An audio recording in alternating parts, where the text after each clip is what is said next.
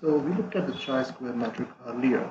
Let's look at the observed and expected count. So we have this variable chi.sq, and then we put a dollar sign and get the expected count here. And similarly, we can also extract the observed count.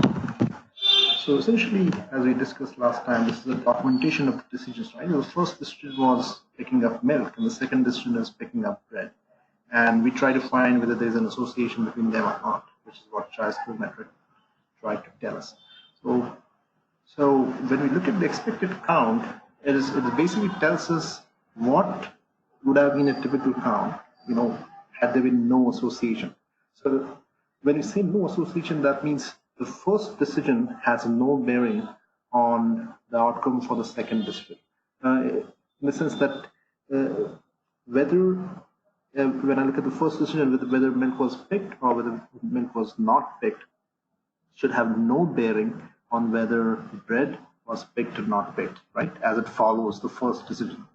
So that's basically what expected count tries to convey, and that's where we have to compare the expected count with the observed count, and you can see that there is a difference, right? So instead of 63.33 in the first element, if I compare that with the first element of the observed, and I get 75. So it's a difference of about, similarly, you get the difference when milk is not picked and bread was picked in the expected group. It is 36.66 versus in the observed group it is 25. Right, so there is a difference, and that's basically tells us that we probably have to reject the null hypothesis, and that's what we did last time. A quick way to calculate this, in terms of proportion, is to calculate the odds ratio.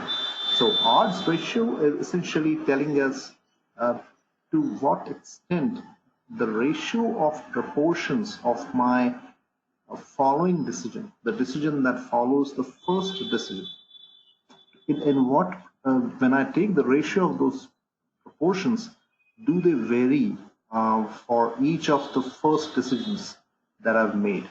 And that's why since we're talking about ratio, there is a numerator and there is a denominator, right? And in this case,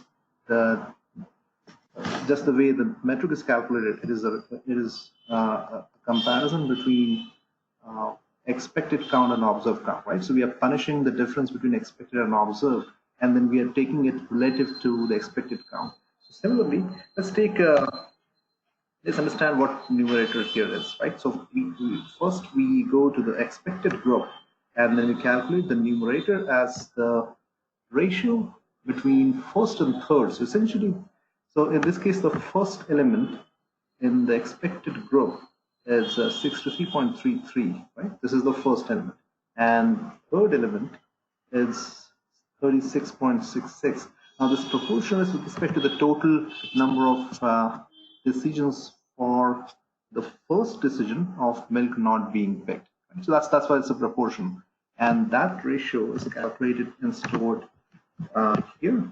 So we store this, and let's quickly print that out. And that's about 1.72, right? Similarly, we take element number 2 and 4, and that gives us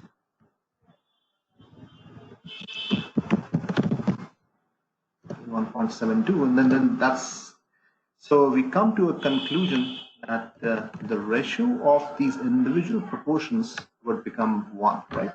Which is unity, okay? And that's what we expected, right? So my second decision should not have any dependency on my first decision. Whether I pick bread or I don't pick bread should not have any bearing on whether milk was picked or not picked earlier. And that's another way of putting it. So this is a proportion-based indicator. And now let's quickly compare the observed part of it.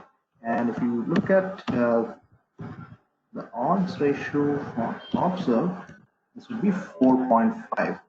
So there's a dead case, right? So this is about 4.5 times rather, right? Because we looked at what it should be is unity, and what we're getting is 4.5.